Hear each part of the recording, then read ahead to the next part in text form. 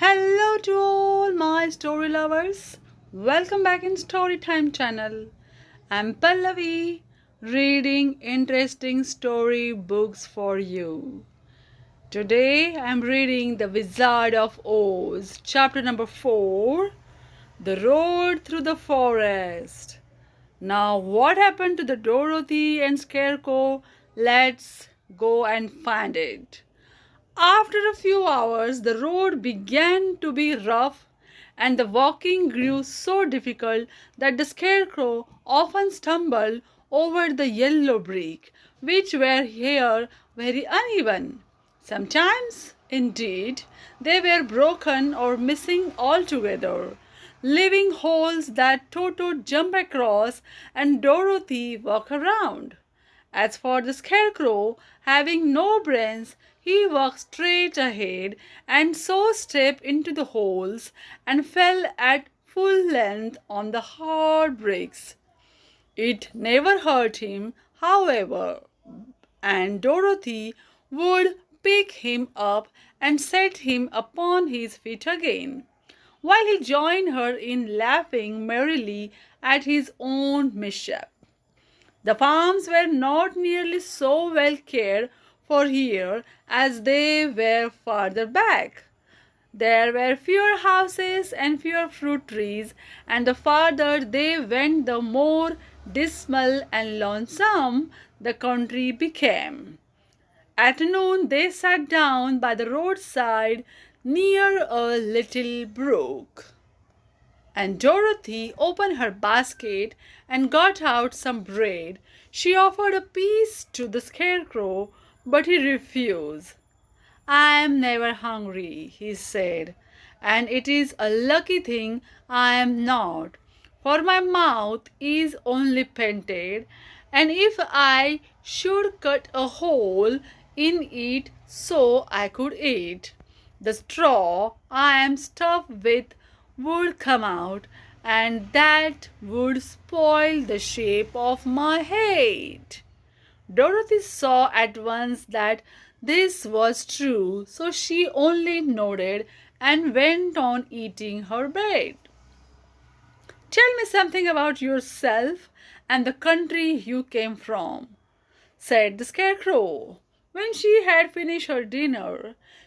So she told him all about Kansas and how grey everything was there, and how the cyclone had carried her to this queer land of Oz.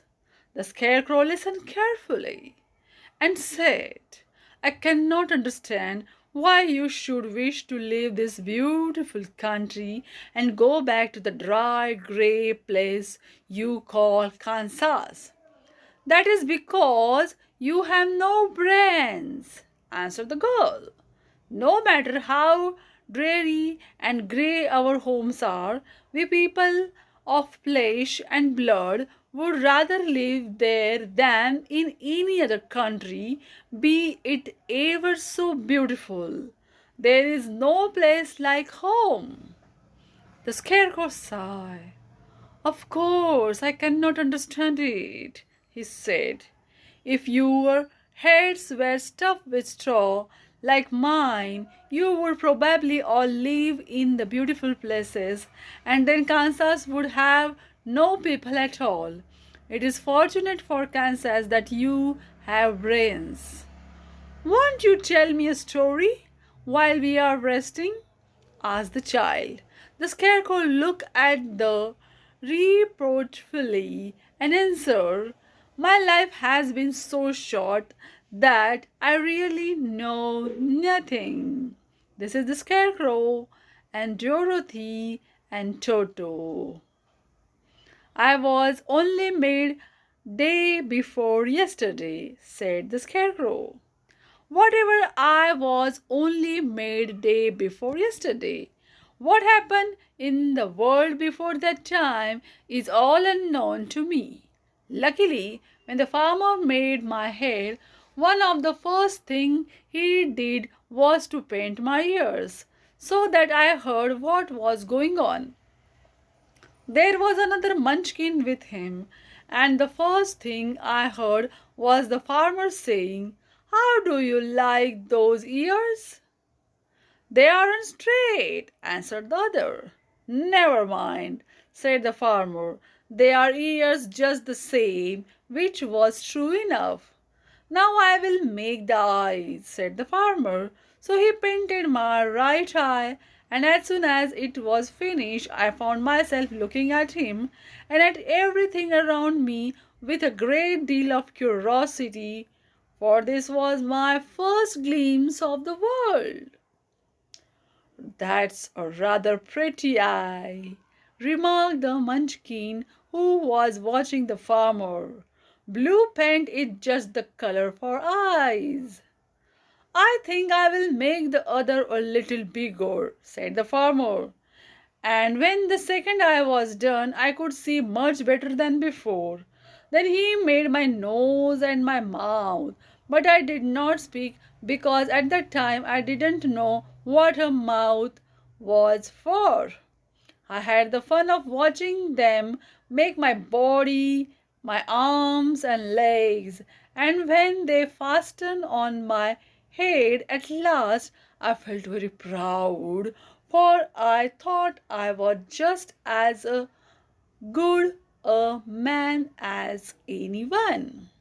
This fellow will scare the crows fast enough, said the farmer. He looks just like a man.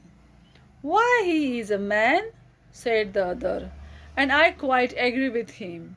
Farmer carried me under his arm to the cornfield and set me up on a tall stick where you found me. He and his friends soon after walked away and left me alone. I did not like to be deserted this way, so I tried to walk after them, but my feet would not touch the ground, and I was forced to stay on that pole. It was a lonely life to lead, for I had nothing to think of, and having been made such a little while before. Many crows and other birds flew into the cornfield, but as soon as they saw me, they flew away again, thinking I was a munchkin. And this pleased me and made me feel that I was quite an important person. By and by, an old crow flew near me, and after looking at me carefully, he perched upon my shoulder and said, I wonder if that farmer thought to fool me in this clumsy manner. Any crow of sense could see that you are only stuffed with straw. Then he hopped down at my feet and ate all the corn he wanted. The other birds, seeing he was not harmed by me, came to eat the corn too. So in a short time there was a great flock of them about me. I felt sad at this, for it showed I was not such a good scarecrow after all. But the old crow comforted me, saying, if you only had brains in your head, you would be as good a man as any of them, and a better man than some of them. Brains are the only things worth having in this world, no matter whether one is a crow or a man. After the crows had gone, I thought this over and decided I would try hard to get some brains. My good luck, you came along and pulled me off the stake, and from what you say, I am sure the great Oz will give me brains as soon as we get to the Emerald City. I hope so, said Dorothy earnestly, since you seem anxious to have them. Oh, yes, I'm anxious, returned the Scarecrow. It is such an uncomfortable feeling to know one is a fool. Well, said the girl, let's go, and she handed the basket to the Scarecrow. There were no fences at all by the roadside now, and the land was rough and until towards evening they came to a great forest where the trees grew so big and close together that their branches met over the road of yellow brick. It was almost dark under the trees, for the branches shut out the daylight. But the travelers did not stop and went on into the forest. If this road goes in, it must come out, said the scarecrow. And as the Emerald City is at the other end of the road, we must go wherever it leads us. Anyone would know that, said Dorothy. Certainly, that's why I know it, returned the Scarecrow. If it required brains to figure it out, I never should have said it. After an hour or so the light faded away. They found themselves stumbling along in the darkness. Dorothy could not see at all, but Toto could. For some dogs see very well in the dark, and the Scarecrow declared he could see as well as by day. So she took hold of his arm and managed to get along fairly well.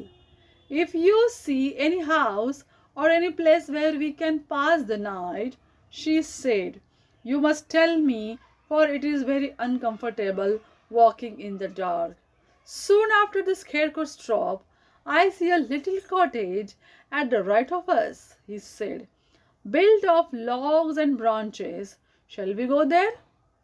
Yes, indeed, answered the child. I am all tired out.